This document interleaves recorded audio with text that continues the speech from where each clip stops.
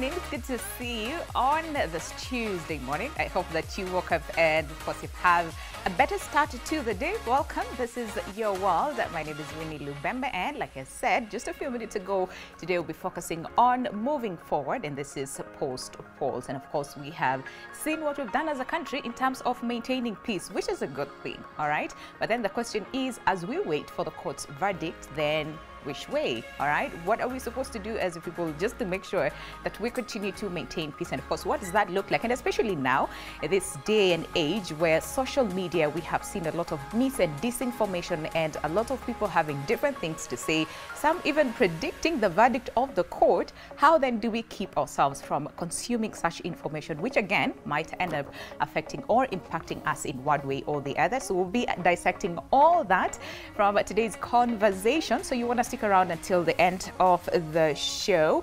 But of course, to help us with that, I would have told you a bit about the COVID-19 numbers. What we know as of now is that the number of infected persons stands at over 6 million. And of course, those once again in the country, according to the Health Ministry, the number of persons who have been infected again so far by COVID-19 stands at over 300,000. All right. Ooh, this is me trying to get situated.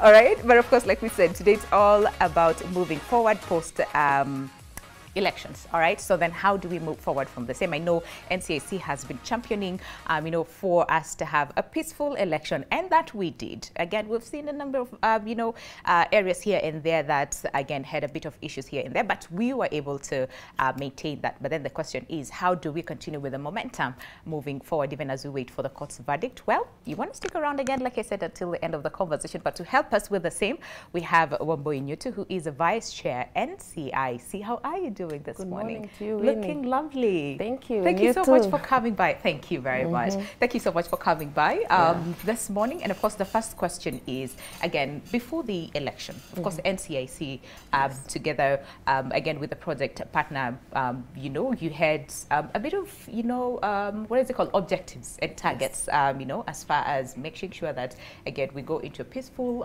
election, the campaigns are also peaceful, and all those things. So I'll be taking you through, again, some of these targets. But the question is, looking at what we are observing now, what would you say? Winnie, first is to say a good morning to all the Kenyans. Secondly is to thank God, because our country has really come from far. We have. We thank God for the democracy that we are now enjoying. We thank God for the peace that we are also enjoying. This peace has been as a result of, concerted efforts by different parties in the country. All right. We saw leaders run throughout the country, and in their speeches, they always preached peace, most of them. As they campaigned, they always requested the citizens to maintain peace. We have seen media houses like NTV partner with us, the National Cohesion and Integration Commission, to pass on the peace message, doing, the town hall meetings, trying to pass the peace message to all Kenyans. We have even seen citizens themselves rallying for peace. They have always spoken and said, we just want peace. And we thank God because... And we continue to see that now. And we continue to see that now. We really were a bit tensed, all of us. The day of the election, the day after the election, and even up until the day after the election, presidential results were announced, there were no people in town. People had closed their businesses because they were anticipating that probably there would be chaos. But we just saw pockets of chaos here and there. Of course, we have lost some lives. We cannot forget the IEBC officers who have lost their lives. We cannot even forget, this morning I saw that a pastor's wife died. She was stoned by protesters. It is really unfortunate. But we must also recognize that these cases have really, really gone down. Absolutely. And it shows that we have really, really matured as a country. We now respect the rule of law. Those who are not happy with the results are going to court. Some of those who lost have already conceded. That's true. I think this is the direction that we're taking. And it's interesting that you said, and especially compared to 2017 and now, we can see a huge difference in terms of, number one, how the election, you know, was conducted. And even post-polls, we saw a huge difference in terms of how people, again, are accepting, you know, to this polls. But now the question is, what is it? Because NCAC, again, like we all know, you know, it is your mandate just to make sure that, again, we still coexist. You know, we still respect one another, we still care for one another. We have a peaceful country, which is a good thing. But what is it that you can say that NCIC did different this year as compared to 2013, 2017 polls? Yes, we would say that NCIC was better funded this electoral year than the previous one. We did a lot of town hall meetings. We did a lot of peace messages in media houses. We did a lot of meetings with the youth, with the Boda Boda Association members, with community leaders, including the Wazee, even the women. And we also ensured that we were always out there. You know, even we did the road shows. When politicians were doing their road shows campaigning for themselves to win positions, was also there. NCAC was on the road campaigning for peaceful elections. In fact, the joke around our, you know, WhatsApp internal group was, today Commissioner so-and-so has been campaigning in this and this county, but it was not campaigning for politics, it was campaigning for peace. We ensured that the word peace was in every leader's mouth. And we did this by even ensuring that they signed the peace charter. All the 4 presidential candidates signed the peace charter. They signed and committed to a peaceful electoral process before, during, and even after. They promised that whether they win or lose, they will follow the legal procedures, the procedures that are laid down by law, and they will ensure that the country remains peaceful. And I thank them because they have done this to date. Those who have not been satisfied are, you know, using the legal means that they need. We also had a lot of sensitization meetings. These sensitization meetings is especially with the vulnerable groups. You remember we had a hotspot mapping report that had been done in January, January and February. At that time it was a bit tough in the country because nominations had not been done. People were not sure who are the candidates. There were just aspirants all over. People didn't know who will be the running mates of the presidential candidates. Let's say it was not aligned, and there was a lot of anxiety. And so we picked up a few hotspot areas. And when we picked out these areas, we camped in those areas. And we ensured that every single day we were in those villages, preaching peace, villages and towns, preaching peace and just sensitizing the people. And we would say that this bore a lot of fruits because a month to the elections, these hotspot areas had gone down. You know, the fear of violence had gone down tremendously. Something we really attribute to the work that was done. And also when you point out at people and tell them, hey, we know you might do this, they now get defensive and they're like, no, we will not. We will not, And because they know our eyes are there, then it also deters them. Something also that helped. But did it at some point, you see how, again, like you're saying, of course sometimes people tend to get defensive when you point out something. But did you have to sort of like change the approach? Because again, first of all, having our area, for example, come to our area and say, you know, Appa, this is a hot spot. There's a way we will feel as a people in that particular area. So did you have to sort of like change the approach in terms of how you approach the people and talk to the people and tell them, you know, at the end of the day, we have a country, you know, that needs to go forward. We need to have a peaceful country. So is it that you had to change tacts? Yes, map that as a hotspot, but still change tact in terms of, you know, how we approach these things. You know, Winnie, the reason as to why I love this job is because it's the only job with a promise in the Bible. Happy are the peacekeepers, you know. So, and peace work is like preaching the word of God. You tell people, if you continue sinning, you're going to go to hell. you know. Yeah. People will not hate the pastor for telling them the truth. Yeah. They will look deep into their hearts, yeah. and see, indeed, I have been sinful, I have done wrong, or I was intending to do wrong. I will now not do wrong. Right. So the approach that we have as NCIC is that of speaking to the heart of Kenyans, you know, the soft punch, trying to reason out with the people and tell them, you know, we are sorry that this report, you know, mapped you out as a hotspot. Right. But this is what we can do to, you know, remove this tag from our backs. Yeah. And people, you know, reasoned out with us. I remember when we first removed the hotspot report, counties, the ones we had mapped as hotspot areas, the towns, were up in arms. They said, no, we are not a hotspot, NCIC should stop this.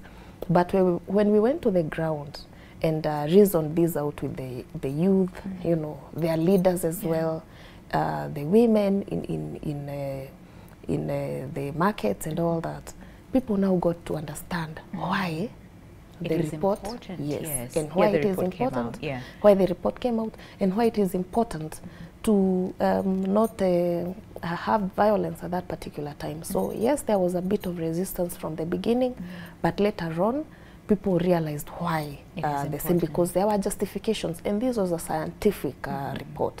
It was not just based on... You come out and say, by the way, we have seen... yes, there was a lot of work done, research that went for over 2 months. You know, we took polls, we went to the people, and it was really an objective research. And so we even had a way of, you know, telling them what to do so that we evade violence. And we can say that it worked. It worked. Yes, and we pray that it continues to do so, because when you remember, it's not yet done. We have a Supreme Court battle. We don't know what it will rule. We just pray that they will have the wisdom and the grace to be able to roll it in the best way possible, and that Kenya just remains in peaceful. favor of the Kenyans, not really, you know, any political party. And it's interesting you say that, and especially from hotspot areas, because we've even seen on social media people come out and say, listen, I have stayed with this neighbor for this long. So if you as a politician expect me to go and burn my neighbor's house, we're not doing that this year. We have been used to overtime, and we did not see any benefit from the same, so we're not doing that again. And of course, back to the project again, and of course the specific objectives that NCIC had together with the European Center for Electoral Support. One of the things was to strengthen capacities of peace, cohesion, and electoral stakeholders to prevent conflicts and electoral related violence at the local, county, and national levels, and which again we saw that. But then again, when it came to the day of announcing the results, we saw again, first of all, we had to wait for a long time, and I know that's how that builds up some anxiety amongst people. But even what happened at Bomas, because so many Kenyans said, listen, we maintained peace during the whole process. You know, we went to the ballot, we cast our votes, and it was all peaceful. We went back home. We did not want issues with anyone. But then again, for the entity that is supposed to deliver these results to the people, and we saw what exactly happened, you know, with the political parties and stuff. So a lot of people said, so then how are we supposed to trust that this process is, again, transparent, the way it is supposed to be? You know, how are we supposed to trust this entity? So there's a bit of a trust issue there in terms of we have done our part, but then again, what happens when it comes to then, you know, having to see the results and the picture that we saw? What do you think that, you know, did, especially to us as a Kenyans, and what pictures it painted?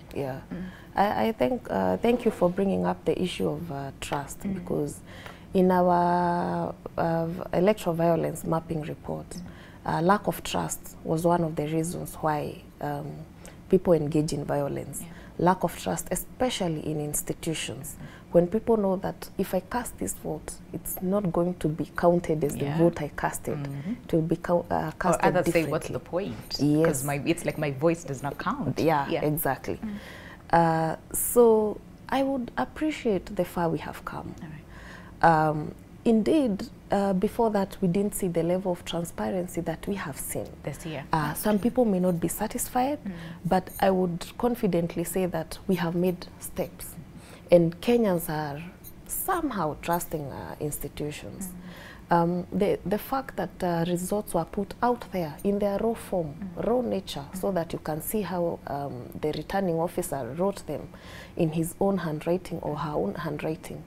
The fact that they were uploaded, you know, real time, it sort of boosted the confidence of Kenyans.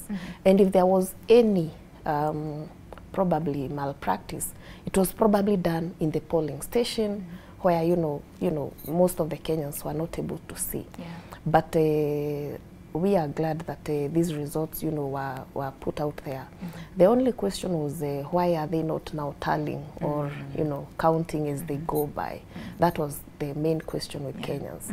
But trust is built over time, and we have made steps in the right direction. IEBC has made steps, you know, to build trust. Whether it has achieved it, I am not sure. It's for Kenyans to judge. We have also seen the judiciary build trust among Kenyans.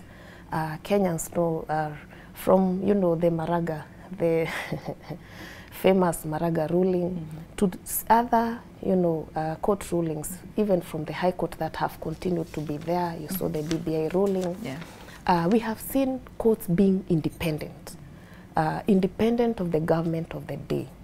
Courts are there to serve justice. And because courts are the final word, you know, like now our fate as Kenyans lie with the courts. Whatever they rule is what we follow. What will go by. So trust in such institutions is something which is very important. But Kenyans cannot trust these institutions from nowhere. It's the institutions to ensure that they build trust among the people. They must show the people that they are not only doing the right thing, but they must show that they are doing the right thing. Justice must not only be done, it must be seen to be done. Absolutely. So it's for the institutions to ensure that they build trust, that the people know that when this matter goes to court, I will get my justice, or Kenyans will get their justice. That is just what we need to do. But now that is up to institutions. We cannot tell Kenyans, no, come out and trust IEBC. No. It's for Kenyans to watch for themselves and see this institution is doing their job in the proper way, and they will automatically trust it. So trust is an important element in electoral process, even in the running of government, in running of any institution, because it makes the people rulable. That's true. If people do not trust you, they will not accept you as their leader. That's true. And then and now even as we wait, again, and again, like we said earlier on, it will be really interesting, you know, 2 weeks to see how all this pans out, you know, in the courts. But then the question is the issue of social media, which I think we'll talk about extensively when we come back from the break, is then what do we do now? You know, yes, we'll be watching, but at the same time, you know, what do we do in terms of just remain sane? You know, that's the question before we go on a break. Thanks for that. You know, now violence is off the streets, but it's now in social media. That's the thing. Kenyans are roasting each other out there. You know, every time I log into my Twitter, Facebook, Instagram is the only one that doesn't have just those sharing things. pictures and having a good time. But Facebook and Twitter is There's full a lot of happening. you know, back and forth messages from people of different coalitions. People are insulting each other, people are mocking each other, you know, and I don't think it's a good thing. My mom just the other day called me and told me that I am not happy with the way some people are behaving. Because even if you lose an election or you win an election, why should you mock your neighbor? The same God that gave you that win is the same God that gave the other person that loss. And you never know about tomorrow. All these leaders who have been elected at the moment have at some point, most of them have at some point lost elections. So I don't think there's a reason to mock each other, to insult each other, and to show each other as if we are now, you know, the ones on the table, or at least even the ones who lost start insulting the others and telling them you stole the elections, you this and this. There's no point, because as much as social media has the freedom of expression, it also contributes much to the content we even see in the newspapers, in the mainstream media, and the Kenyans should be more careful. It has a huge impact, really, yes. you know, in one way or the other. And when we come back from the break, of course, we'll talk about the NCIC. Yes. So how then do you come in? Because again, like we said, freedom of expression, and people have taken that freedom to the next level. Exactly. But then again, how can NCIC come in just to make sure that there's a bit of sanity, yes. You know, when it comes to social media as well, and how then can we change the roles in terms of, instead of spreading, you know, mis and disinformation and hate messages, how about we do something different? So we'll come back and understand how NCIC, again, is coming in on the same, but still the aspect of businesses are back.